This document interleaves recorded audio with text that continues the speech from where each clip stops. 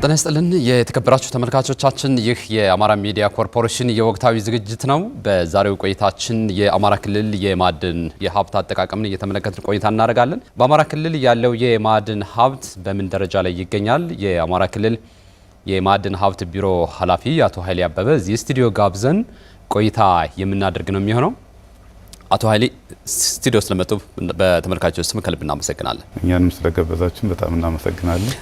ዛሬ የማዕድን ሀብትን እየተመለከትን ቆይታ እናደርጋለን። በክልሉ ያለው የማዕድን ሀብት እንደው ከምንነቱ ከጽንሰ ሀሳቡ ጀምረን በምን ደረጃ ላይ ይገኛል የሚለውን እየተመለከትን ቆይታ የምናደርገው እንደው ከጽንሰ ሀሳቡ ጀምረና እንዲሁም ከአይነቱ ከምንነቱ እንዲሁም ከአገልግሎቱ አሰጣጥ ማዕድን የተለያየ ትርጓሜና ስያሜ ይኖረዋልና እንደው ከዛ ብንጀምር የተሻለ ግልጽ ለማድረግ ያመቻል። የማዕድን ምንነትን ለመግለጽ ያህል በመጀመሪያ ደረጃ ማዕድናት በአንድ በኩል ሳይንቲፊካሊ የራሳቸው ትንታኔ ያላቸው፣ በሌላ በኩል ደግሞ ከጠቀሜታቸውና ከአገልግሎታቸው ላይ ተመስርቶ የሚከፋፈሉበት ሁኔታ አለ።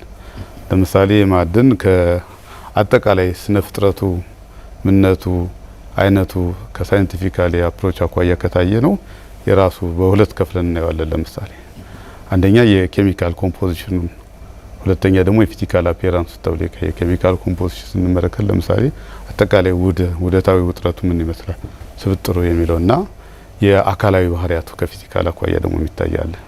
ለምሳሌ ማዕድናትን አንስተን ሲልኬት ብለብቶስ ለምሳሌ ሲልኬት ከሲልካ ላይ ምን ያህል ትስስርና ውህደታዊ ፍጥረት አለ።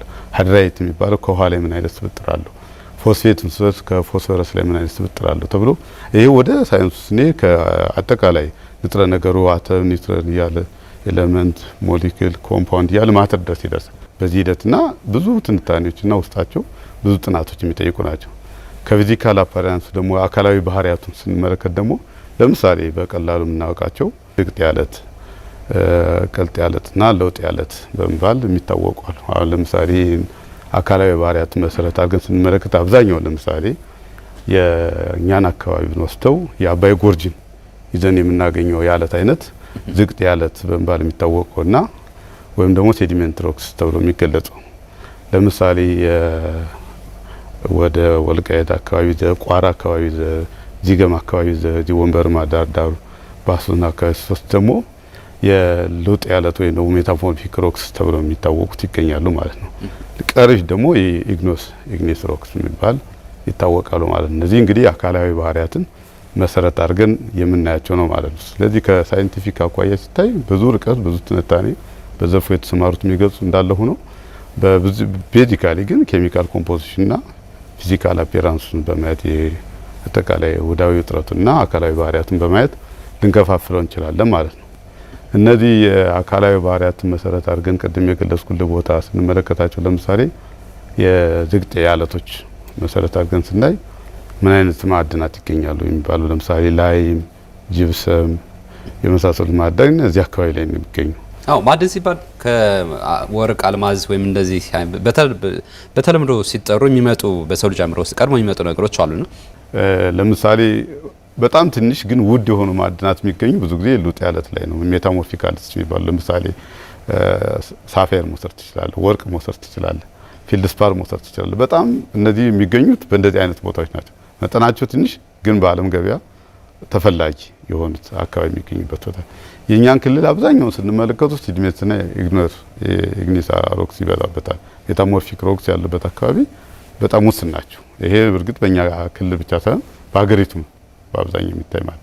እነዚህ ከሳይንቲፊክ አኳያ የሚታዩ ናቸው። ከአገልግሎት አኳያ ደግሞ የአማራ ክልል ላይ የሚገኙ ማዕድናት እንዴት አድርገን እናያለን ብለን ብንወስድ ብዙ ጊዜ ሰው አሁን ስትገልጽ እንደነበርከው ወርቅ፣ አልማዝ፣ ነዳጅ ወይም ትንሽ በተወሰነ ኤክስቴንት ብረት ነው ማዕድን የሚባለው። ነገር ግን ብዙ አይነት ማዕድናት ነው ያሉ። ለምሳሌ በእኛ ክልል በአምስት የሚከፈሉ ከጠቀሜታቸው አኳያ በአምስት የሚከፈሉ ከ50 አካባቢ የሚደርሱ ማዕድናት አሉ። የኮንስትራክሽን ማዕድናት ይባላሉ። ለምሳሌ የግራናይት፣ ባዛልቱ፣ ጥቁር ድንጋዩ፣ ስኮሪያው እነዚህ የመሳሰሉት ኢግኒምብራይት የሚባሉት የኮንስትራክሽን ማዕድናት ተብሎ ከጠቀሜታቸው አኳያ ተከፍለው ተቀምጠዋል።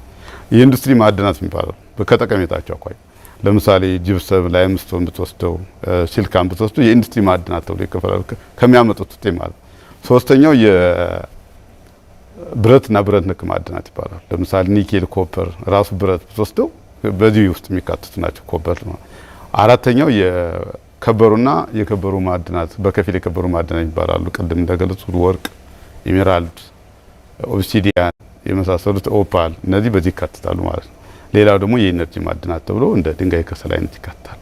ስለዚህ ማዕድናት ከጠቀሜታቸው አኳያ ለምሳሌ በእኛ ክልል በዚህ በ5 ደረጃ ተከፍለው ይቀመጣሉ። ግን ብዙ ጊዜ የሚታወቀው ማዕድናት ሲባል የሊቁም ማንኛውም ማህበረሰብ ብዙ ጊዜ የሚታዩ ለመሆኑ አንድ ወቅት እንደውም አማራ ክልል ለመሆኑ ማዕድናት አለ የሚባሉላ ጥያቄዎች እንደሱ ነበር። ምን ማዕድን አለ? በቃ ምክንያቱም የሚታይ ማዕድን ሲባል ነዳጅ ወይም ወርቅ ቅድም እንደገለጹ ካልሆነ ብረት እንደዚህ አይነት ዝንባሌ ነበሩ። ነገር ግን ብዙ አይነቱ ማዕድናት በስሩ ያላቸው የሚከፋፈሉ አሸዋ ራሱ ማዕድን ነው። ጠጠራ ማዕድን ነው። ፊልድስፓር ማዕድን ነው። ኳርትስ ማዕድን ነው። ዝም ብለ ከእያንዳንዱ ብንወስዱ ድንጋይ ከሰል ማዕድን ነው። ለግንባታ አገልግሎት ሊቲየም ምናምን ማዕድናት ናቸው። ግን ሰው ይሄን በዚህ ደረጃ ግንዛቤው መጠኑ አይነቱ በመግለጽ ደረጃ ይቸገራል። በጥቅሉ ግን የማዕድን አጠቃላይ ከማህበረሰባችን ላይ ከሰው ልጆች ላይ ቅርብ ትስስርና ቁርኝት ያለው ነው። የሰው ልጆች በነገራችን ላይ ማዕድናትን ለዘመናት አቆጣጠር ለማህበራዊ መስተጋብርና አጠቃላይ ለሪኮግኒሽን ይጠቀሙበታል። ለምሳሌ በአፈጣጠራቸው ደረጃ የሰው ልጅ የዘመን አቆጣጠርን የድንጋይ ዘመን፣ የብረት ዘመን፣ የመዳብ ዘመን እያለ ነበር። ያው ስቶን ኤጅ፣ ብሬን ኤጅ፣ አይረን ኤጅ፣ ኮፐር ኤጅ እያለ ነበር የሚከፋፍለው። እስከዛ ድረስ ትስስራሉ። በማህበራዊ መስተጋብሩም ስትመለከተው ማጌጫው፣ መሸለሚያው፣ ውል መያዣው፣ መተሳሰሪያው ከዚህ ከወርቅ ከአምበር ከምን ላይ የተያዘ እና ከዛ ላይ ትስስራሉ። ሪኮግኒሽን የምትወስድ ለምሳሌ የኒሻን ተሸላሚ፣ የወርቅ ተሸላሚ ወዘተ ይባላል። እና አጠቃላይ ማዕድናትና የሰው ልጅ ትስስር በዘመናት በአጠቃላይ ማህበራዊ መስተጋብር በአጠቃላይ ሂደት እየተገናኘ ነው ብሎ መውሰድ ይቻላል ማለት ነው። የአማራ ክልል ላይ ያለው በኢኮኖሚ ደረጃ በተለያዩ ሁኔታዎች ያለው አስፈላጊነት እስኪ ያለው የተወሰነ ሀሳብ ይስጡና ወደ ቀጣዩ ሀሳብ እናልፋለን። በነገራችን ላይ በዓለም ላይ በኢኮኖሚም ይሁን በዲፕሎማሲው ሂደት ዓለምን በተወሰነ ደረጃ የሚያናጋም የቀውስም መንስኤ የኃይል ሚዛን ማስጠበቂያ ሆኖ የሚያገለግሉት የማዕድንና የማዕድን ውጤቶች ናቸው። በአብዛኛው ይታወቃል። ያው አስፈላጊነቱን ስናነሳ እንደ ክልልም እንደ ሀገርም ሰፊ ትርጉም አሁን ተሰጥቶታል። በኢኮኖሚም ደረጃ በልማትም ደረጃ ሰፊ ትርጉም ተሰጥቶታልና እስካሁን አመታት ያልተጠቀምንበት የጠየቀው ነገር ካለ እስካሁን ያልተጠቀምንበት ምክንያት ብዙ ነገሮች ሊኖሩ ይችላሉ። ማዕድናትን ካለን ክምችት አኳያ እንደ ሀገርም ወደኛ ስመጣ እንደ ክልልም ካለን ክምችት አኳያ ተጠቅመንበታል ከተባለ ብዙ የተጠቀምንበት አለም ገና እየገባንበት ያለ ሂደት ነው። ነገር ግን ከለውጥ መንግስት በኋላ የተሰጠው ትኩረትና እየተሰራ ያለው ተግባር ካለን ደግሞ በጣም አበረታች ጥሩ እይታ ነው። ለምሳሌ ከዚህ በፊት ስለ ማዕድናት መነጋገርም አይቻልም፣ ማውጣትም አይቻልም፣ መጠቀምም አይቻልም። ማዕድናትን የሚያስወጡ ፖሊሲዎችም አደረጃጀቶችም መዋቅሮችም አልነበሩ እውነት ለመናገር ማለት ነው። እንዲሁም ፖለቲካሊ ትርጓሜው በእይታም በአስተሳሰብም በአመለካከትም የተለየ ነበር። ማዕድናትን አውጥተን የምንጠቀም ከሆነ እርስ በርሳችን እንባላለን፣ እንጋጫለን፣ የትርምስ ምንጭ ይሆናል፣ የብዙ ብሔር ብሔረሰቦች ሀገር ናቸው፣ ሌላ ተጨማሪ ግጭት ነው የምንፈጥር በሚል የተዳፈነ ነገር ነበር ያው የሚታየው ማለት ነው እንጂ አሁን ከለውጥ በኋላ ግን ማዕድን ማለት የመበልጸጊያ መንገዳችን፣ የማደጊያ ምስጢራችን፣ የአንድነታችን፣ የኃይላችን ማሰባሰቢያችን፣ የኢኮኖሚ ምንጫችን እንዲሁም ኢኮኖሚያዊ ሽግግር የምናመጣበት አንዱ ዘርፍ ነው ተብሎ ያው መንግስትም ትኩረት ሰጥቶት የእይታ ለውጥ ፓራዳይም ሽፍት ነው ያመጣ በዚህ ረገድ አምጥቶ እየተሰራበት ነው ያለው ሁኔታ። በዚህ በለውጥ ሂደት ውስጥ የተሰሩ ስራዎች አሉ በጣም ያበረታቱ። በዚህ ረገድ በነገራችን ላይ መንግስትም ሀገር በቀል ብዝሃ ዘርፍ ኢኮኖሚ ቢሮ ግብርና፣ ማዕድን፣ ማኑፋክቸሪንግ ዘርፍ፣ ቱሪዝም እና አይሲቲን ሲያቃልል ለዚህ የተለየ ትኩረት ከመስጠት አኳያ የመነጨ ነው እና በዚህ ሂደት አስፈላጊነቱ ላይ በመንግስት ደረጃ አሁን ባለው ሁኔታ ምንም ጥርጥር የለውም አስፈላጊ ነው ብሎ የትኩረት ማዕከል አድርጎ እየተሰራበት ይገኛል ማለት ነው። በዛ ሂደት ደግሞ የተጀማመሩ ስራዎች አሉ፣ ያመጣናቸው ውጤቶች አሉ። እንደሚታዩት በሀገር ደረጃም እንደ ክልል እነዚህ ነገሮች እያሳደግን እያበረታን ከን ደግሞ ለኢኮኖሚ ሽግግሩ ለአይነተኛ ለውጡ መሰረት ይሆናል ብለን እናስባለን። ልማት የሚጀምረው እንግዲህ ሀብቱን ከማወቅ ይጀምራል እና አቶ ኃይሌ በአማራ ክልል ላይ ያለውን የማዕድን ሀብት እንግዲህ ለማወቅ በጥናት ለመለየት ምን ያህል ጥናት ተደርጓል? ምን ያህል አማራ ክልል ላይ ያለው ሀብት በደንብ በጥናት ተይዞ ታውቋል? እንግዲህ ከጀመርንበት ጊዜ ማጥናት ከጀመርንበት ጊዜ አኳያ የሞካከርናቸውና ያጠናቸው ጥናቶች አሉ። የማዕድን ጥናት በዋናነት በሁለት ይከፈላል። አንደኛው የማዕድን የስነ ምድር ካርታ ጥናት ስራ የሚባል አለ። ጂኦሎጂካል ማፒንግ የሚባለው ነው። አጠቃላይ የማዕድኑን አለት ስርጭት በጥቅሉ በስኬል ማየት ነው።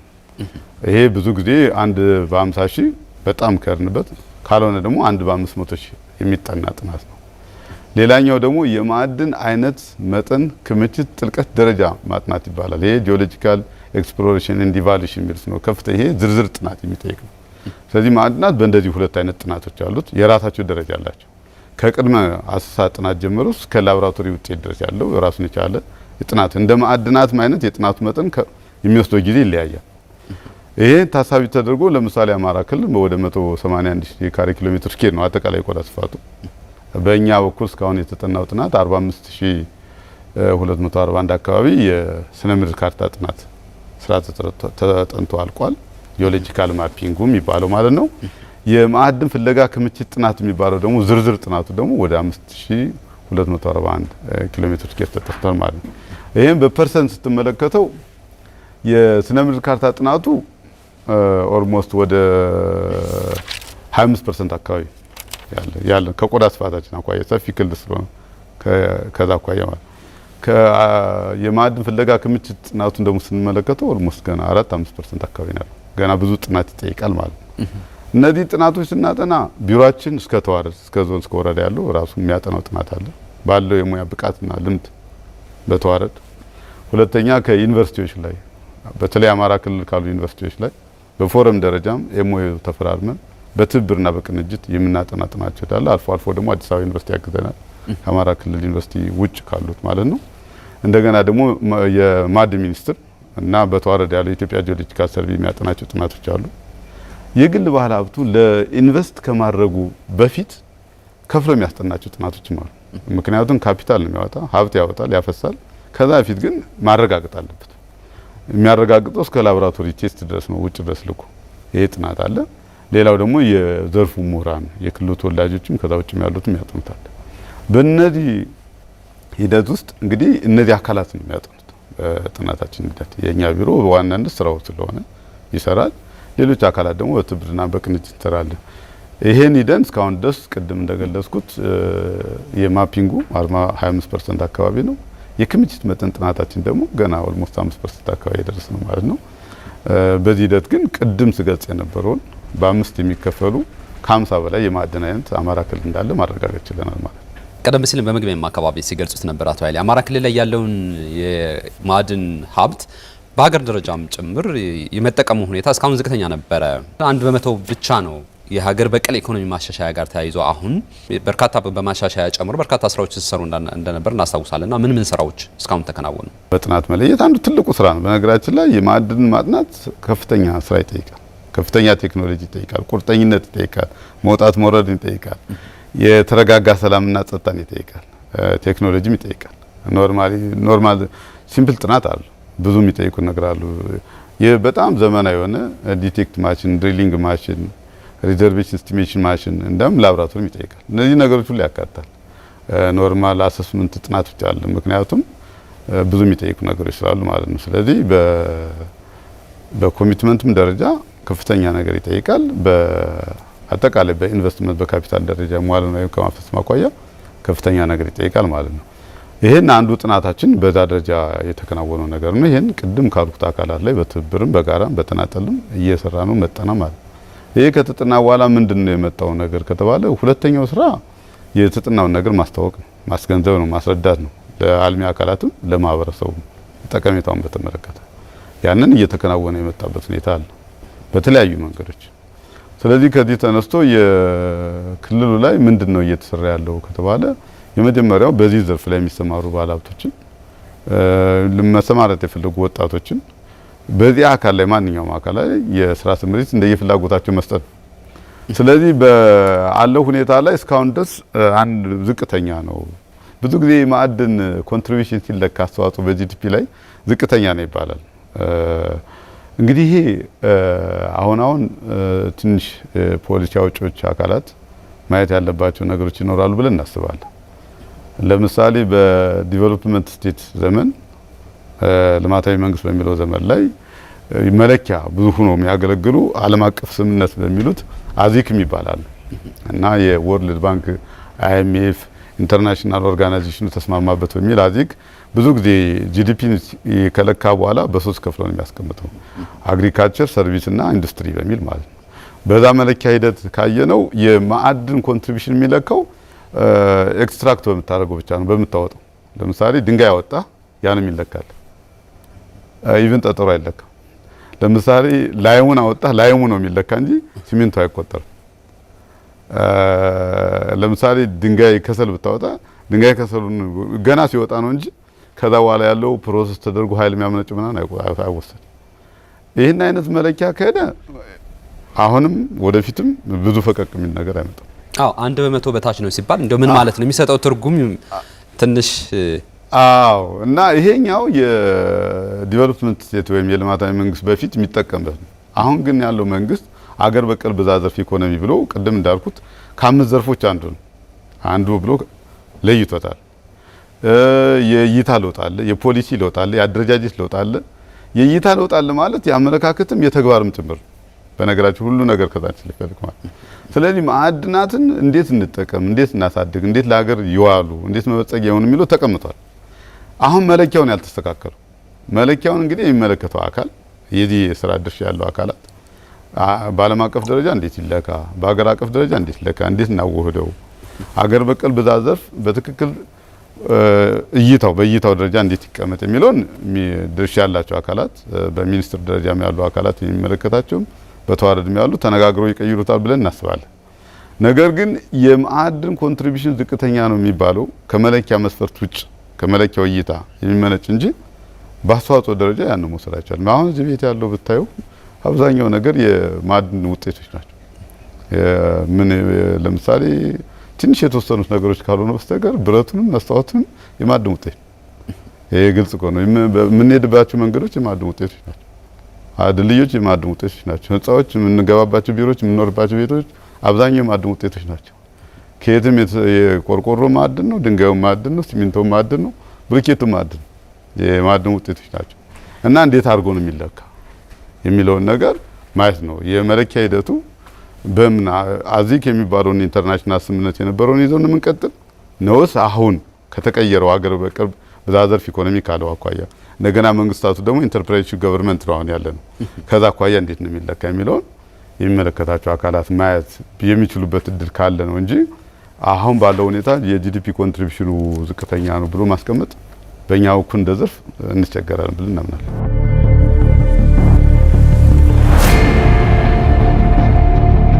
ማዕድንን እንግዲህ እንጠቀምበት ለኢኮኖሚው እንደ ዋልታ መሸጋገሪያ እንጠቀምበት ካልን በመንግስት ብቻ የሚፈታ ጉዳይ አይደለም። በመንግስት ብቻ የሚከወን ነገር አለ። ባለሀብቶች መሰማራት መቻል አለባቸው። ምሁራን መሳተፍ መቻል አለባቸው። የቴክኖሎጂ ሰዎችን ጭምር የሚጠይቅ ነገር ነው እና በተለይ ፈቃድ አሰጣጥን ጀምሮ እንዴት ነው በክልል ደረጃ እየተስተናገደ ያለው? ምን ምቹ ሁኔታ ተፈጥሯል? እንደ ክልል የመንግስት ትልቁ ድርሻ ተቋማትን መፍጠር፣ ለዚህ አገልግሎት የሚሆኑ ተቋምን መፍጠር ነው። ለምሳሌ የክልላችን መንግስት ቀደም ሲል የነበረውን ችግር ሊቀርፍ በሚችል ደረጃ ተቋምን አደራጅቷል። በቢሮ በዞን በወረዳ በተመረጡ ወረዳዎች ወደፊት ይቀጥላል አቁሟል። ይሄን አመቻችቷል። ሁለተኛ የመንግስት ድርሻ የሚሆኑትን በራሱ አቅም እና ሌሎችን በማስተባበር ማዕድናት ለይቶ ለባለሀብቶች፣ ለወጣቶች፣ ለሚመለከቱ አካላት ለሀገር ውስጥም ለውጭም ላሉት ዓለም ምቹ ሁኔታ መፍጠር ይህን እያከናወነ ይገኛል። የተገኙ ማዕድናትን ማስተዋወቅን በተለያየ መንገድ በኤግዚቢሽን እንደዚያው በእናንተ መልኩ በተለያየ መንገድ እሱን እያከናወነ ይገኛል። የመጨረሻው ነገር ህግና ስርዓት እንዲዝ ማድረግ ነው። ለዛም ምቹ ሁኔታ እየፈጠረ ይገኛል። እያከናወነ ከጠየቀው አኳያ ተገቢውን አገልግሎት መስጠት ነው ከዛች። ስለዚህ አንድ የማዕድን አውጥቼ መሰማራት ትፈልጋለሁ የሚል አካላት ሶስት አይነት የፍቃድ ደረጃዎች አሉት። የቅኝት ፍቃድ የሚባል አለ፣ የምርመራ ፍቃድ አለ የሚባል አለ፣ የምርት ፍቃድ የሚባል አለ። እነዚህ የራሳቸውን የቻሉ ስታንዳርድ አላቸው። የቅኝት ፍቃድ ከመቼ እስከ መቼ መቼ ያሟላ በቀጥታ ይሰጣል፣ የት ቦታ ይሰጣል፣ ወረዳ፣ ዞን ነው ክልል ላይ የሚሰጥ ተብሎ። የምርመራ ፍቃድ የሚባል አለ። እንደዚሁ በተመሳሳይ መልኩ ደረጃቸውን የጠበቁ አሉ። 167 መስፈርቶች ያንን በወረዳ በዞን በክልል ተብሎ ሲመጣ ይሰጣል። ሌላው የምርት ፍቃድ ነው፣ አጠቃላይ ላይሰንስ። በዛ መንገድ እየተሰራበት ያለበት ሁኔታ አለ። እንግዲህ በተዋረድ አልፎ አልፎ ደግሞ የሙያዊ እገዛ ድጋፍ የሚጠይቁ ነገሮች ካሉ ከማሽን ላይ ተያይዞ ከቴክኖሎጂ ላይ ተያይዞ ምናልባት ማሻሻያዎች ሲደረጉ ከማሻሻያዎች ላይ ተያይዞ የሚሰጣሉ። አሁን በዚህ ሂደት ለምሳሌ በዚህ አመት 156 ከፍተኛ ፍቃድ እንሰጣለን ተብሏል። እስካሁን ድረስ ወደ 104 የሚሆኑ ከፍተኛ ፍቃዶች ተሰጥተዋል በቢሮ ደረጃ። ባህላዊ ፍቃዶች በወረዳ ላይ ነው የሚሰጡ 4200 ምናምን ይሰጣል ተብሎ ታስቧል። እስካሁን ድረስ ወደ 2123 አካባቢ ተሰጥቷል። አነስተኛ ልዩ አነስተኛ የሚባሉ ፍቃዶች አሉ በየደረጃቸው እየተሰጡ ይገኛሉ ማለት ነው። ባህላዊ የማዕድ ማውጣት ሂደት ሲባል በተለይ በክልሉ ማግኘት የሚገባውን ሀብትም እንዳያገኝ አስችሏል የሚል ሀሳብ ነበር ከዚህ በፊት። ባህላዊ ምርት ፍቃድ የሚባለው የማዕድን ስራዎች ከዚህ ውጭ አይሆንም ወደፊትም ማለት በባህላዊ መንገድ የሚሰጡ አሉ፣ በልዩ አነስተኛ፣ በአነስተኛ፣ በከፍተኛ ደረጃ የሚሰጡ አሉ። ባህላዊ ማለት ምንድነው? በተቻለ መጠን ወጣቶች የስራ እድል ተፈጥሮላቸው አሴት አግኝተው ወደ ሌላ ሽግግር ለማድረግ በኢንቫይሮንመንታል ኢምፓክት አሰስመንት ላይ ከፍተኛ ተጽዕኖ የማያሳድር ስራዎችን ሰርተው ሀብት እንዲያገኙ ማድረግ ነው። ለምሳሌ አሁን የደለል ወርቅ ቢገኝ ከኖርማሊ አፍሰት ወስደዋል ካገኙ በኋላ ያንን መነሻ ያደርጋሉ። አሸዋ ኖርማሊ የወንዝ አሸዋ ከወጣ ያንን አፍሶ በመውሰድ የሆነ መነሻ ጥሬት ያገለግላል። ይሄ ባለ ሌላ ምን ማሽን ሳይጠቀሙ በቁፋሮ በእጃቸው የሚያገኙት እንደማለት ነው። ይሄኛው ነገር ከአሰራር አኳያ ብዙም ከአካባቢ ላይ ተስማሚ ነው አልተስማሚ አይደለም የሚለውን ራሱ ይመልሰዋል። ኢንቫይሮንመንታል ኢምፓክት አሰስመንት የአካባቢ ተጽዕኖ ግምገማ የሚመልሰው ነው። ስለዚህ ብዙ ችግር የለውም። ከባህላዊ ምርት አኳያ እኛ ክልል ላይ ችግር እየገጠመን ያለው ኦፓል ነው። አሁን ብዙ ጊዜ የሚነሳ በዛ ምክንያት ይመስለኛል። ኦፓል ላይ እውነት ነው በጣም ችግር አለ። የመጀመሪያው ነገር ኦፓል ለማውጣት በጣም አስቸጋሪ ነው። አንደኛ በጣም ውስጥ ነው ያለ አለቱ።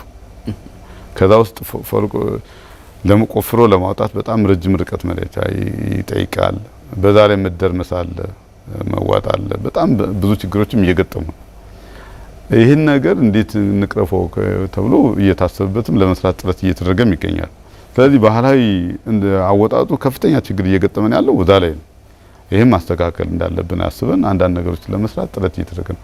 ሌሎች ግን በዘመናዊ መንገድ ነው የሚሰሩ። አብዛኛው የአማራ ክልል ማዕድናት ከጥቁር ድንጋይ ማውጣት ጀምሮ እስከ ሲሚንቶ ፋብሪካ ያሉት ከጂፕሰም ፋብሪካ ጀምሮ እስከ ሲልካ ፕሮሰሲንግ እስከ ድንጋይ ከሰል ያለው በማሽን ነክ ነው። በዘመናዊ መንገድ ነው። በባህላዊ መንገድ ላውጣ ቢባልም አይቻልም። በባህላዊ መንገድ ላምርት ቢባልም አይቻልም። የግድ ቴክኖሎጂ ይጠይቃል። በዛ ቴክኖሎጂ እየተሰራ ነው የሚገኘው ማለት ነው። እንደ ቴክኖሎጂ አጠቃቀም ላይ እንደ ክልል ላቦራቶሪ መገንባት ላይ በክልል መንግስት የሚጠበቀው በሀገር አቀፍ ደረጃ የሚጠበቀው ነገር ምንድነው? ምን ያህል ውጤታማ ይሆናል? የማዕድን ላቦራቶሪ በክልላችን ቢቋቋም በጣም ውጤታማ ነው። እስካሁን ድረስ ባለው ሁኔታ አብዛኛውን የማዕድን ደረጃዎችን ለመለየት አይነታቸውን ለመለየት የምንልከው ወደ ውጭ። አሁን ለምሳሌ እያንዳንዱ ማዕድን የራሱ ደረጃ አለው። ለምሳሌ ብረትን ብትወስድ ብረት 4 አይነት ነው። ለምሳሌ ሂማታይት የሚባለው ብረት ከፍ ያለ ደረጃ አለው። ከዛ ቀጥሎ ደግሞ ማግኒታይት የሚባል አለ፣ ላትራይት የሚባል አለ፣ ሊሞናይት የሚባል አለ። እነዚህን ሊለይ የሚችል ማዕድን በተሻለ ቴክኖሎጂ በላቦራቶሪ ቴስት ነው። ለምሳሌ የድንጋይ ከሰል ብትወስድ በሁለት ይከፈላል። ለምሳሌ አንትራሳይት እና ሊግናይት ይባላል። አብዛኛውን እኛ አካባቢ የሚገኘው እስካሁን ድረስ ሊግናይት የሚባለው የድንጋይ ከሰል አይነት ነው። እነዚህን ለመለየት እዛ ያስፈልጋል። ላይም ብትወስድ አሁን ሲሚንቶ ከፍተኛው ድርሻ የሚይዘው ላይም እንትን ነው። የእሱ ኮንቴንት ለየትኛው ለምሳሌ ለሲሚንቶ ቢሆን የሚጠቅመው ነው ላይሙ ኖስ ለአፈር ነው የሚለውና ሌሎች መለያዎች ቴስት የሚደረጉ በላቦራቶሪ ነው። ኢትዮጵያ ውስጥ እስካሁን ድረስ ያለ የኢትዮጵያ ጂኦሎጂካል ሰርቬይ ማዕድን ቀደም ሲል የተቋቋመው ረጅም ጊዜ ነው። እዚህ ውስጥ ደግሞ የራሱ የሆነ ሊሚቴሽን ይኖረዋል። አሁን የማዕድን ልማት ለማልማት ባሰበው ደረጃ የዛ ላቦራቶሪ ተሽሽሯል አልተሻለም ራሱን የቻለ መጠይቅ ያስፈልጋል ማለት ነው። በዛ መጠን እንደ ክልል ያጠናችሁት ሰርቬይ የሆነ ነገር አለ? ምን ያህል ካፒታል ሊፈጅ ይችላል? ምን ያህል ጊዜ ሊወስድ ይችላል? እስቲሜት ተደርጎ የማዕድን ላቦራቶሪ ለማቋቋም በጣም ዘመናዊ ለማድረግ ከታሰበ እስከ 1 ቢሊዮን ብር ይፈጃል ብለን የመነሻ ፕሮፖዛል አቅርበናል።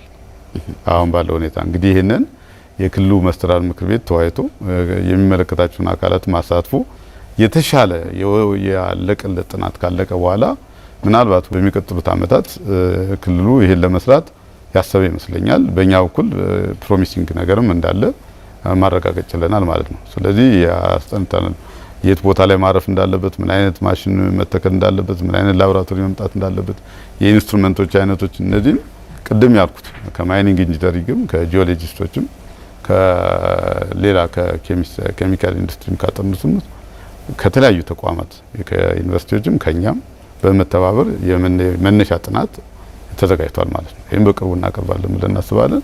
ለተወሰኑ አካላት አሳውቀናል። ማዕድን ሀብት እንደ ሀገር የሀገር በቀል የኢኮኖሚ ማሻሻያ ተስፋ ከተጣለባቸው አንደኛው የኢኮኖሚ ምሰሶ ነውና የውጭ ምንዛሬንም ለማጠናከር ተስፋ የተጣለበት ነው። ምን ያህል ውጤት ተገኘ? ሀገር በቀል ብዝሃ ዘርፍ ተብሎ በጣም በስፋት የተነገረ ከለውጥ በኋላ ነው እንደምታወቀው። የማዕድን ፖሊሲ ደግሞ የወጣው 2012 አጋማሽ በኋላ ነው። ስለዚህ የእይታ ለውጥ ማዕድን የመጣ ከዛ ጀምሮ ነው ማለት ነው። ማዕድን ብዙ ትሩፋቶች አሉ። ኋላም ልገልጸው እችላለሁ። አንደኛው የውጭ ምንዛሬ ግኝት ማጠናከርና የውጭ ምርቶችን በሀገር ውስጥ መተካት ነው። ለምሳሌ የ2014፣ 2015፣ 2016 ብትወስደው ክልላችን ለሀገሪቱ ኮንትሪቢዩት ያደረገችው በውጭ ምንዛሬ ደረጃ በማዕድን ከወርቅና ከኦፓል ብቻ ብንወስደው 19.5 ሚሊዮን ዶላር ኦልሬዲ በየአመቱ በ2014፣ 15፣ 16 ስንገመግም ማለት ነው። ከሁለቱ ብቻ 19.5 ሚሊዮን ዶላር አካባቢ ላይ ኮንትሪቢዩት አድርጋለች ለሀገሪቱ ክልላችን ማለት ነው። ከሁለቱ ማዕድናት ብቻ የውጭ ምርቶችን በሀገር ውስጥ መተካት ለምሳሌ የ2015 እና የ2016 ብንወስድ ከውጭ ሊገባ የነበረው ማዕድናት በማስቀረት ደረጃ ማለት ነው 203 ሚሊዮን ዶላር አካባቢ አስቀርተናል። የሚገቡ ነበሩ የውጭ ምርቶች የሚገቡ ለምሳሌ ብዙ አይነት ምርቶች ማለት ነው።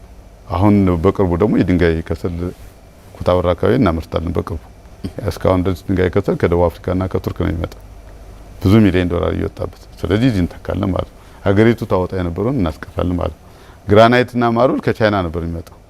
አማራ ክልል ነው በስፋት የሚመረተው። አሁን የጸጥታ ችግሮች አንዳንዶች ያዙ እንጂ ብዙ ፋብሪካዎች አሉ በሀገሪቱ ውስጥ የግራናይትና ማርብል አማራ ክልል ኮንትሪቢዩት ያደርገ ያንን ከውጭ የሚመጣ የነበረውን አስቀርተናል።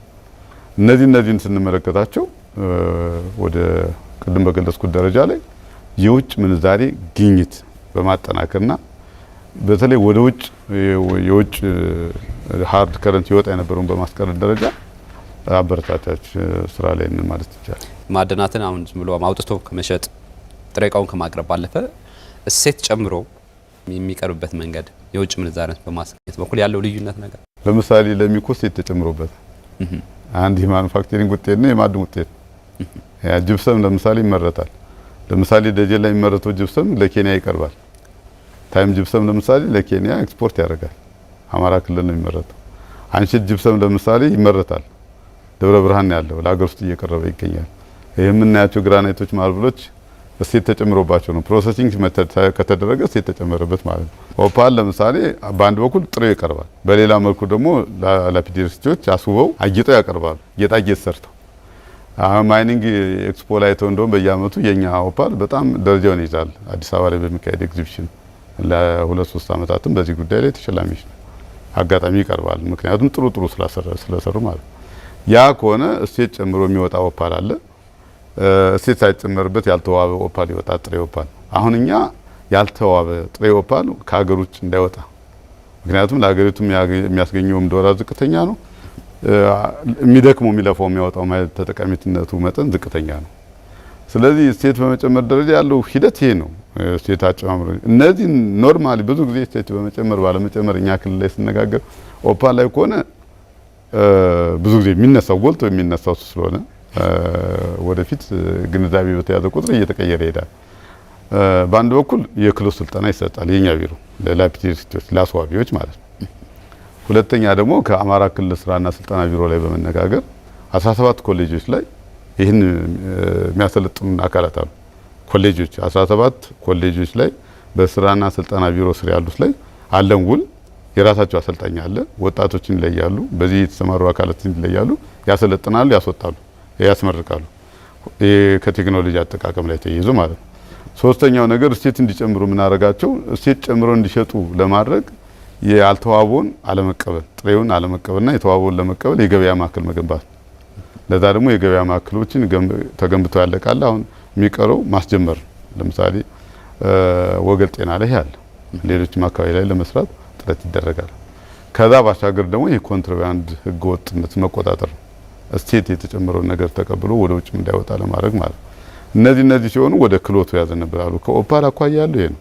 ሌላው ከማዕድን አኳያ ግን ሁሉም የሚሰሩ ስራዎች ኦልሞስት ያለ እሴት ያለ ፕሮሰሲንግ የሆነ ነገር አድር ሳይደረግላቸው የሚወጣው ነገር የለም። መልካም። ሌላው የማዕድን ሀብት ሲነሳ በክልል ደረጃ ነው ቢሮ ያለው ያው የእናንተ ቢሮ ከዛም በዞን ደረጃ አልፎ አልፎ ወረዳዎች ላይ ይታያል።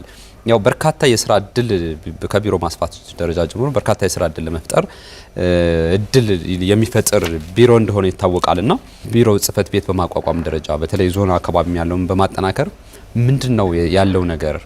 መልካም እንግዲህ የክልሉ መንግስት ከ2014 ጀምሮ በክልል ደረጃ የመዋቅር ማሻሻያ አካሄዶ ክልላችን ቢሮ አድርጓል። አስፈጻሚ መስሪያ ቤት አድርጓል። መንግስት በሰጠው ትኩረት አኳያ ለማጠናከር ጥረት እያደረገ ይገኛል። ይሄ አስተሳሰብና የአመለካከት ውጤት ነው። ክልል ላይ ኤጀንሲ ተብሎ ዞንና ወረዳ ላይ እግሩ የተቆረጠ ተቋም ነበር። ለአገልግሎት አሰጣጥ የማይመች ነበር። አሁን ባለው ሁኔታ ቢያንስ ተገቢውን ትኩረት ለመስጠት ጥረት ተደርጓል። ከመንግስት ፖሊሲ የሚመነጭ ማለት ነው። የማዕድን ትሩፋት ሲገለጽ ብዙ ነገሮች ናቸው። ስራ እድል ፈጠራ አንዱ ነው። ቅድም እንደገለጽኩት የውጭ ምንዛሪ ግኝት ማጠናከር አንዱ ነው። የውጭ ምርቶችን በሀገር ውስጥ በመተካት ሌላ ጉዳይ ነው። የቴክኖሎጂ ሽግግር ማድረግ ሌላ ነው። የመንግስት ገቢን ያጠናክራል። አጠቃላይ በነገራችን ላይ በማዕድን በጣም ከበለጸግ ተገዳዳሪም ተፎካካሪም ለመሆን በኢኮኖሚም በፖለቲካውም በዲፕሎማሲ መስኩም ለመገዳደር ማዕድን ወሳኝ ነው። በነገራችን ላይ በየትኛውም ዓለም ላይ የትም ቦታ ላይ የሄድና ምንጩ ቢገለጠው ቢያንስ የማዕድን ኢሹ አንድ ኢሹ ነው ይቀርባል። የትም ቦታ ላይ ዛሬ ኦፒኮች ከፍ ዝቅ የሚያደርጉት ነዳጅን ያው በጋራ በመሆን ያው ይታወቃል።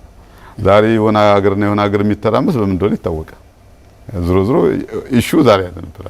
ምን ያህል የዓለምን ኢኮኖሚ በማናጋትም ከፍ በማድረግም የትርምስ ምንጭ በመሆንም የስኬት ምንጭ በመሆንም የማዕድን እንትኖች ይታወቃል እና ባጋው መያዝ አለ። ከኛ አኳያ ስንወስድ የስራ እድል ፈጠራ በባህላዊ መንገድ፣ በአነስተኛ መንገድ፣ በልዩ አነስተኛ መንገድ፣ በከፍተኛና በማዕድን ነክ ፋብሪካዎች በተማሩ ስራ አካላት ላይ በማስተማር ነው ስራ እድል የሚፈጠረው። አንደኛው ስራ እድል መፍጠር በማዕድን ዘርፍ የትኩረት አቅጣጫችን ነው። ለምሳሌ 2014 15 16 ስንመለከት እንደ ክልል ወደ 98016 አካባቢ የሚሆኑት ዜጎች የስራ እድል እንደተፈጠሩ ዳታዎች ያሳያሉ ማለት ነው። በየጊዜው እየገመገምናቸው የመጣ ነው ሪፖርት።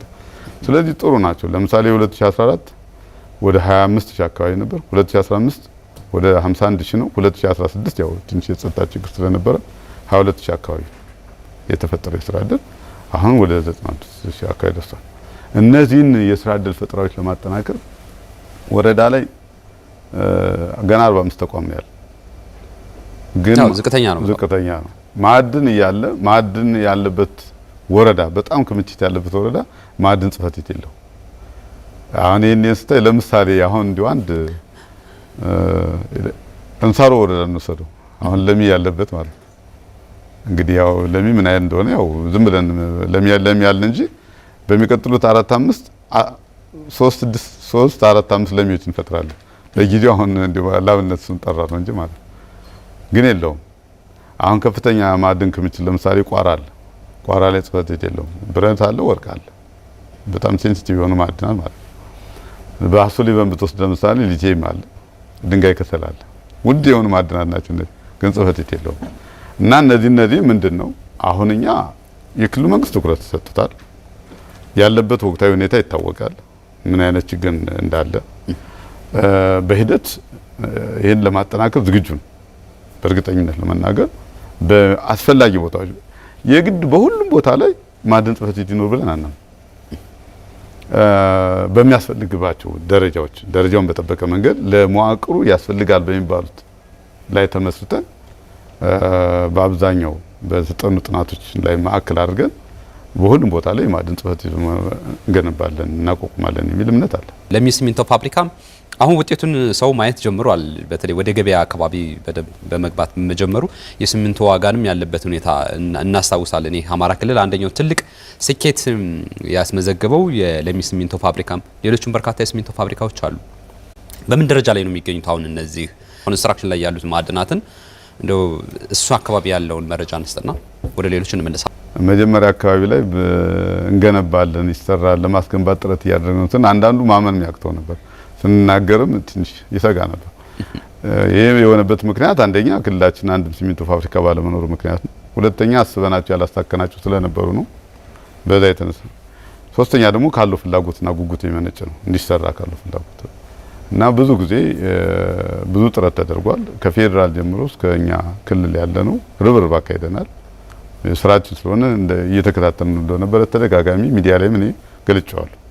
አሁን ባለው ሁኔታ ይሄ ለሚ ናሽናል ሲሚንት እውነት ለመናገር የክልሉ የሀገሪቱም ግዙፍ የሲሚንቶ ፋብሪካ ክልላችን ላይ ተገንብቷል።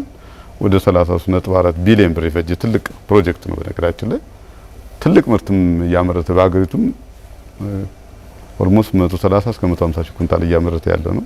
በተግባርም በተጨባጭም ሲሚንቶን ያረከሰ ውድ ሲሚንቶ እንደ ወርቅ እንዳልተፈለገ ሆኖ አሁን የትም ቦታ ታገኛለህ። እድሜ ለለሚ ናሽናል ሲሚንት የትም ቦታ ሄደ ታገኛለህ። ውጤቱ እንዴት ተገመገማችሁት? ውጤቱማ በብዙ መንገድ ነው የሚገመገመው። በነገራችን ላይ ፖለቲካሊም ኢኮኖሚካሊም መገምገም ያለበት። ለምሳሌ ሲሚንቶ ለማግኘት እኮ ብዙ ትርምስ ነበር፣ ብዙ ውጣ ውረድ ነበር። ከመንግስት ተቋማት እስከ መንግስት የልማት ድርጅቶች፣ ከግለሰብ ተቋራጮች እስከ ግለሰብ ቤት ሰሪዎች እኮ ሲሚንቶ ለማግኘት ወረፋ ነበር። ይሄ ይታወቃል እኮ የሚወስድባቸው ጊዜ፣ የሚያወጡት ወጪ፣ የነበረው ቢሮክራሲ፣ ያም ሆኖ ደግሞ መሀል ላይ ያለው ኮንትሮባንድ፣ የሚሰራው ህገወጥ ያ ሁሉ አስቀርቷል። ይሄ ከፍተኛ መረጋጋት ፈጥሯል። ኢኮኖሚካሊ መረጋጋት ፈጠረ ማለት እዛው ሳለ ፖለቲካሊ ስታቢሊቲ ይፈጥራል ማለት ነው። ሁለተኛ በተመን ደረጃ ከፍ ዝቅ ይል የነበረውን አሁን ለምሳሌ ከፋብሪካው እኮ 1100 ነው የምታገኘው። 1100 አንዳንዴ እንደውም 1000 ይገባል። የነበረው ግን 2400 ነበር ገበያ ላይ። አሁን ባህር ዳር ላይ ብትመጣ ለምሳሌ 1200 1300 ይገኛል። ኦልሞስት 100% ነው የቀነሰው፣ በጥፍ ነው የቀነሰው። ይሄ ትልቅ ነገር ነው። ይሄ ማለት ደግሞ የሲሚንቶ በዚህ ደረጃ መጠን ተገኘ ማለት የኮንስትራክሽን ኢንዱስትሪ ያድጋል፣ በቀላሉ ግንባታ ይጀመራል። የኮንስትራክሽን ኢንዱስትሪው ተስፋፋ ማለት የቀን ሰራተኛው ስራ ጀመር ማለት፣ ለሳኙ፣ ግንበኛው፣ አናጺ ስራ ጀመር ማለት። ይሄ ማለት የስራ እድል ተፈጠረ ማለት ነው። የስራ እድል ሲፈጠር ደግሞ ኢኮኖሚካሊም ፖለቲካሊም እየተረጋጋ ይሄዳል ማለት ነው። ስለዚህ ዘርፈ ብዙ ውጤቶች እንዳሉት ግልጽ ማሳያችን በነገራችን ላይ ለሀገርም ለክልላችንም ጉልህ ሚና ተጫውቷል፣ እየተወጣም ይገኛል። ነገር ግን እንደገለጽከው ለሚ ላይ ብቻ ማተኮር የለብን። ሀብቱ ስላለን አማራ ክልል በኮንስትራክሽን ኢንዱስትሪ የሚያገለግሉት 5 6 7 ሲሚንቶ ፋብሪካ መገንባት ይቻላል። ምክንያቱም ምቅ አካባቢ የላይምስቶን ክምችት ነው ያለ አማራ ክልል ቅድም ሴዲመንት ሮኩ ከፍተኛ ስለሆነ የጅብሰም ክምችቱ ከፍተኛ ነው። የሲልካ ክምችቱ ከፍተኛ ነው። ፑሚት አለን፣ ክሌይ አለን፣ ታፍ አለን። እነዚህ ናቸው ለሲሚንቶ የሚያገለግሉ። ቱሰም ኤክስቴንት ደግሞ ድንጋይ ከሰል ለማቀጣጠያ ያገለግላል አለ። ይሄ ሁሉ ሀብት አማራ ክልል አለ። እስካሁን አለመጠቀም ችግር ነው የገጠመ። ስለዚህ አሁን የጀመሩ አሉ የተለያዩ ለምሳሌ በስም መጥራት እንችላለን። ሴንቸሪ ራሱን ለመስራት ይፈልጋል። ቴኒቲ ራሱን ለመስራት ይፈልጋል። በረንታ ሲሚንቶ ፋብሪካ ራሱን ለመስራት ይፈልጋል። እዚህ ደጀን ላይ ያሉት አሉ ለምሳሌ ለመስራት ይፈልጋሉ። የመንግስት ሚና የነበረው አባይም ራሱን ጥረት እያደረገ ይገኛል። ወደፊት የሚገለጡ ነው እና እያንዳንዳችን እየሰራን እየተገነቡ እየተሰሩ ይገኛል። ከተወሰነ ጊዜ በኋላ ከ3 4 አመት በኋላ ምናልባት አማራ ክልል 4 5 ሲሚንቶ ፋብሪካዎች የመኖር እድሉ ከፍተኛ ናቸው። ያ ደግሞ የአገሪቱን ድርሻ ከፍ ያደርገዋል ማለት ነው። ይሄ ማለት ለሚ ይህን ያህል ያረከሰው የሲሚንቶን ድርሻ እነዚህ ፋብሪካዎች ተገንብተው በጣም ውጤታማ ላይሆኑ ይችላሉ ተብሎ ሰው ሊያስብ ይችላል። ግን አገሪቱ ተገንብታ ያላለቀች ሀገር ናት። በነገራችን ላይ የኮንክሪት አስፋልት የለው ሀገር ማለት ኢትዮጵያ እኮ ኖርማል አስፋልት ነው ያለው እና ግንባታዎች ገና እየተገነባች ያለች ሀገር ነው። ስለዚህ ብዙ ሲሚንቶ ፋብሪካዎች ያስፈልጉናል። በዛው መጠን ደግሞ ብዙ ገበያ፣ ብዙ የስራ እድል፣ ብዙ ኢኮኖሚ ማሻሻልና መነቃነቅ ይፈጥራል ብለን እናስባለን። ይሄን አስበን እየሰራን ነው የምንገኘው። የብረት ማዕድን ብዙ ጊዜ በሰፊው ይነሳል። ዋጋ አካባቢ ያለው በስፋት መጠቀም ያልተቻለበት ምክንያት ምንድነው? እንደው ሲሚንቶ ፋብሪካ ላይ የተሰራውን ያህል ብረት ማዕድን ላይ ግን ብዙም ያን ያህል ኮንስትራክሽኑ እንደፈለገ ዘርፎ እንዳይሄድ ያደረገው አንደኛው የማዕድን ዘርፍ ይሄ ነው የሚል ሀሳቦች ይነሳሉ። የውጭ ምንዛሬም ተጽዕኖ የሚያደርጉ ነገር አንደኛው ይሄ ነውና እንደው ምንድነው ያለው ነገር መረጃ እሱ ጋር? መልካም እንግዲህ የብረት ፋብሪካ ማቅረጫና ማቀነባበሪያ ለመስራት ብዙ ነገሮች ይጠይቃል። የመጀመሪያው ነገር ጥናቶች በአግባቡ የተጠኑበት አካባቢ አለ። መለስተኛ ጥናቶች የተካሄዱበት እንደተገለጠው አሁን ሰቆጣ አካባቢ ላይ ጥሩ ጥናት ተካሂዷል። የብረት ክምችት እንዳለውም የተረጋገጠ ሁኔታ አለ። በእኛም በኢትዮጵያ ጂኦሎጂክም በአዲስ አበባ ዩኒቨርሲቲ በእነዚህ አጋጣሚ አሁን ደግሞ ወልዲያም እያጠና ይገኛል። እዛ አካባቢ ላይ ቦረና አካባቢም እንደዚሁ ተጠንቶ የተረጋገጠ ቋራ ላይ ባሶሊበል ላይ እንደዚህ የተጠናል። እነዚህ አካባቢዎች የብረት ክምችት አላቸው ተብሎ ይገለጻል። ሌሎችም አካባቢ አለ በስፋት። ነገር ግን ቅድም ስገልጽ እንደነበረው ብረት ባይኔቸር 4-5 አይነት ባህሪ ያሉት። ለምሳሌ በጣም ተፈላጊ ብረት ሂማታይት የሚባለው የፌረስ መጠኑ ከፍ ያለ 70-80% የያዘ ማለት። ቀጥሎ ማግኒታይት የሚባሉ አሉ። ከዛ ላተራይትና ሊሞናይት የሚባሉ አሉ። እነዚህ አካባቢ ላይ የተገኙት አንዳንዶች ላይ ሂማታይት ምልክት አለ የተሻለ፣ አንዳንዱ ላይ ደግሞ ላተራይት የሚባል ማዕድን የብረት አይነት አለ። አይረን ኮንቴንቱ ዝቅ ያለ ማለት፣ አንዳንዱ ከፍ ያለ። አንደኛው ይሄንን በአስተማማኝ ደረጃ ኢንቨስት ከመደረጉ በፊት ማረጋገጥ ያስፈልጋል ማለት ነው። አንደኛው ዝም ብሎ ላተራይት የአይነት የብረት አይነት ተገኘ ተብሎ የብረት ማቅለጫና ማቀነባበሪያ ለመክፈት ያስቸግራል። ቢያንስ የሆነ ነገር የአይረን ኮንቴንቱ ከፍ ያለው በብዛት ሲገኝ እዛ አካባቢ ላይ ማተኮር ያስፈልጋል ማለት ነው። አንደኛው ኬዝ ይሄ ነው። ሁለተኛው ኬዝ የብረት ፋብሪካ ከፍተኛ ካፒታል ይጠይቃል። ግዙፍ ስለሆነ ያን ያለ ጠይቀ እንጂ ዝቅ የሚልበት ሁኔታ አለ። የብረት ግን ሚኒመም የተሻለ የብረት ማቅለጫና ማቀነባበሪያ ይሰራ ከተባለ ቢያንስ 200-250 ሚሊዮን ዶላር ይጠይቃል። ያ ማለት ደግሞ በኢትዮጵያ ብር ስትመነዝረው ከፍተኛ ነው እና እነዚህ አይነት እንትኖች የመዋለ ንዋይ ከፍተኛ የሆነ መዋለ ንዋይ የሚጠይቅ ፋብሪካ ነው። ዝም ብሎ ለምሳሌ የሆነ ቴክ ሲምፕል የሆነ እንትን ማቋቋም አለ የብረት ፋብሪካ ማለት። ስለዚህ ከፍተኛ መዋለ ንዋይ ከፍተኛ እንትን ይጠይቃል ማለት ነው። ከፍተኛ ቴክኖሎጂ ይጠይቃል። በዘርፉ ልምድ ያላቸው ሙያተኞች ይጠይቃል። መሰረተ ልማት ይጠይቃል። ኃይል አቅርቦትም ይጠይቃል። ከፍተኛ የሆነ ኃይል አቅርቦት ለምሳሌ የሚቀልጥ አሁን ለሲሚንቶ እንኳን ከፍተኛ ኃይል አቅርቦት ነው የጠየቀ። ለብረት ሲሆን ደግሞ በጣም ይበልጥ የኃይል አቅርቦት። እነዚህ ነገሮች ነው ያሉ። እነዚህ ነገሮች አሁን ለምሳሌ የጢስ አባይ የብረት ማቅለጫና ማቀነባበሪያ የሚድሮክ ካምፓኒ ያለበት ከኢትዮጵያ ትልቅ ባለሀብቶች ላይ ሆኖ ሰቆጣ ላይ እየተሰራ ነው። ጥናት እያስጠኑ ነው፣ ለይተዋል። ላቦራቶሪ ቴስት ለማድረግ ወደ ውጭ ልከዋል። ፕሮሰስ ላይ ነው ያሉ። ይሄን ራሱን የቻለ ይሄ ሲጠናቀቅ ሰቆጣ አካባቢ አንድ ነገር ይኖረናል። ሁለተኛ ለምሳሌ ኮምቦልቻ ላይ አሁን የቻይናዎችና የኢትዮጵያ ባለሀብቶች በትብብር ለመስራት ፍቃድ ሰጥተናቸዋል። እኛ አሁን ኮምቦልቻ ላይ ኦልሞስት መሬት ተቀብለዋል። ወደ የፋብሪካ መስኪያ ወደ 300 ሄክታር አካባቢ ወስደዋል። ለዚህ የሚሆን ለብረት ማቅለጫና ማቀነባበሪያ የሚሆን በካፒታል ደረጃ ወደ 150 ሚሊዮን ዶላር አካባቢ ይዘው መጥተዋል መነሻቸው። ይሄ ምን ይሆናል እንግዲህ ወደፊት ነው ያለን። ቦረና አካባቢ ለመስጠት ተዘጋጅተው ወደ 10 አካባቢ የብረት እንደዚህ አይነት ፋብሪካ እንዲገነቡ የሰጠናቸው አሉ። ነገር ግን ቅድም እንደነገርኩ ጥናቱ ረጅም ሰዓት ይፈጃል። ከፍተኛ ካፒታል ይጠይቃል። ቴክኖሎጂ ይጠይቃል። ድካም አለ፣ ልፋት አለ፣ ጥረት አለ። በፍላጎትና በመሆን መካከል ያለው ልዩነት ግን እነዛ ነገሮች ነው የገደቡ። ስለዚህ እነዚህ ማጣጣም እነዚህ ላይ መስራት ይጠይቃል ማለት ነው። በተለይ ህገወጥ የማዕድን ማውጣት ላይም ለመከላከል እየሰሩ ያሉ ስራዎችን የማዕድን ልማት ስራ አልፎ አልፎ ያው በተለያዩ ምክንያቶች ለህገወጥነት የሚጋበዝበት ኬዝ አለ። አንደኛ የማዕድን ራሱ ኔቸሩ ራሱ አንዳንዴ ይጋብዛል። አንዳንዴ የአሰራር ጉለቶች፣ አንዳንዴ ከመዋቅርና ከአደረጃጀት ላይ የሚያያዝ፣ አንዳንዴ ከግንዛቤ እጦት፣ አንደኛ የገበያ ትስስር ከመፍጠር አኳያ እነዚህ ፋክተሮች ይኖሩታል። ለምሳሌ አሁን በተፈጠሩ አንዳንድ ችግሮች ምክንያት ወርቅ እና ኦፓል የመሳሰሉት በቀላሉ ይወጣሉ። ለአያያዝም ቀላል ናቸው፣ ለኮንትሮባንድም የተጋለጡ ናቸው። እንደዚህ አይነት ኬዞች አሉ። ይሄ ከተፈጥሯቸው አኳያ ማለት ነው። ለምሳሌ ሰሜን ጎንደር ላይ ጸለምት ላይ ወርቅ ይወጣል፣ ግን ወደ ብሔራዊ ባንክ የመግባቱ ዕድል ዝቅተኛ ነው። ወልቃይት አካባቢ ላይ ይወጣል፣ የተወሰነ ነው የሚገባ እንጂ ሌላው በህገወጥ መንገድ ነው እየወጣ ያለው። ይሄን በአሰራር ማስተካከል ያስፈልጋል። በአሰራር ማለት መዋቅሩ ማጠናከር፣ ህብረተሰቡ ግንዛቤ መፍጠር፣ ባለፍቃዶች መከታተል፣ እንደገና ደግሞ ብሔራዊ ባንክ ደግሞ በተቻለ መስቀን የወርቅ አቅራቢ የወርቅ ተቀባይ ባንክ እንዲከፍትልን ጥረት እያደረግን ይገኛል። ስለዚህ እነዚህ አይነት ኬዞች አሉ። ከዛ ውጭ ያለው ነገር ይሄን ለማስተካከል ምንድነው ያስፈልጋል ከተባለ ህገወጥነትን ለማስተካከል መዋቅር ማደራጀት፣ የተጠናከረ መዋቅር በየቦታው መዘርጋት፣ ለህብረተሰባችን ግንዛቤ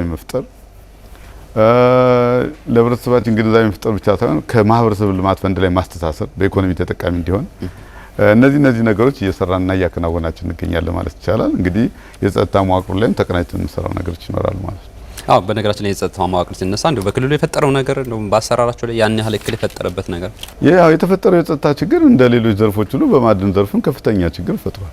ከሂደት እስከ ውጤት ከአይነት እስከ መጠን ማለት ነው። ለምሳሌ ያህል መጠናት ያለባቸው ጥናቶች በጊዜው እንዲጠናቀቁ አልተደረገም። መሰራትና መጠናቀቅ ያለባቸው ፕሮጀክቶች ቅድም የገለጽካቸው ሲሚንቶ ሳይቀር በወቅቱ እንዳይጠናቀቁ አድርጓል።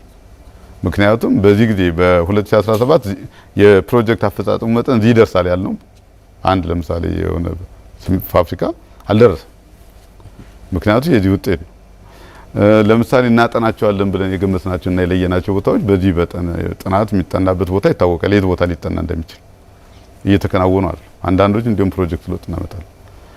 መሰማራት ያለባቸው የስራ ዘርፎችም እየተሰማሩ አሉ እና የአጠቃላይ በአይነትም በውጤቱም በመጠኑም ከፍተኛ የሆነ ጉዳትና ውድመት እንዳስከተለ ግልጽ ነው። አማራ ክልል እምቅ ውብና እጅግ ውድ የሆኑ ማዕድናት ባለቤት ነው። ይሄ አሁን በአጭር ጊዜ ከጀመርናቸው ያገኘናቸው ውጤቶች ናቸው። በስፋትና በጥልቀት ስንሄድበት ደግሞ የተሻሉ ማዕድናት እንደሚኖሩ እምነት አለን፣ አመላካችም ነገር አለ። አሁን የተጀማመሩ ስራዎች ውጤት እያመጡ እንደሆነ እያየናቸው ናቸው። በብዙ ነገሮች ማዕድን በትክክል ከሰራንበት አይነተኛ የኢኮኖሚ ሽግግር ማምጫ መንገድ ይለውጣል፣ ራስንም ይለውጣል፣ ክልልንም ይለውጣል፣ አገርንም ያሳድጋል፣ ለዜጎችም የስራ ዕድል ይፈጥራል። ስለዚህ የአማራ ክልል የብዙ ማዕድናት የጸጋዎች ባለቤት ነው። ስለዚህ በዚህ ዘርፍ ላይ መሰማራት የሚፈልጉ አካላት፣ መዋለ ንዋይ ማፍሰስ የሚፈልጉ አካላት፣ እውቀታቸውን ማፍሰስ የሚፈልጉ አካላት በተለያዩ መንገዶች በተለያዩ ነገሮችን ማዕድን ማውጣትና መሸጥ ሳይሆን ማዕድናትን አልምቶ ራሱን ጠቅሞ አገርን መጥቀም የሚችልበት ለምሳሌ አውጥቶ ማቅረብ አለ፣ ፋብሪካዎችን መትከል፣ ስራ ዕድል መፍጠር፣ የቴክኖሎጂ ሽግግር እንዲመጣ ማድረግ፣ የውጭ ምንዛሪ ምንጭ እንዲሆን ማድረግ። ይሄን ስራ የሚሰራ ባለሀብቶች፣ ወጣቶች፣ ሌሎች አካላት ካሉ በእኛ በኩል መጥቶ እንዲያለሙ የመጀመሪያ ጥሪያችን ነው። ቀደም ሲል አስተላልፈን እናውቃለን። ይሄን ለማድረግ ቢሮአችን ዝግጁ ነው። ከላይ እስከታች ያለው ቢሮ ለማገልገል ዝግጁ ነው። በእርግጠኝነት በማዕድን ስራ ላይ ከተሰራን አሁን የኛ ሞቶ ማዕድን አዲስ የንጋት ተስፋ ለክልላችን ብለን ነው እየሰራን ያለ ነው። አሁን እየተጀመረ ስለሆነ ጥሩ ውጤት እያመጣንበት ያለን ሂደት ነው። ስለዚህ ኑና ክልላችንን አልማ፣ ሀገራችንን ቀይር፣ ራሳችንን እንለውጥ የሚል ጥሪ ያስተላልፋለሁ። እጅግ አመሰግናለሁ። እኛም እናመሰግናለን። የአማራ ክልል የማዕድን ቢሮ ኃላፊ አቶ አሊ አበበ እዚህ ስቱዲዮ ተገኝተው ያነሳናቸውን ሀሳቦች ማብራሪያ ስለሰጡን በተመልካቾች ስም ከልብ እናመሰግናለን። እኔም አመሰግናለሁ። የተከበራችሁ ተመልካቾቻችን የዛሬው የማዕድን ሀብት አጠቃቀም የአማራ ሚዲያ ኮርፖሬሽን የወቅታዊ ዝግጅት በዚህ ይጠናቀቃል። ፕሮግራሙን አዘጋጅቼ ያቀርብኩላችሁ ይካስ ማስረሻ ነበርኩ። ሰላም ይሁን።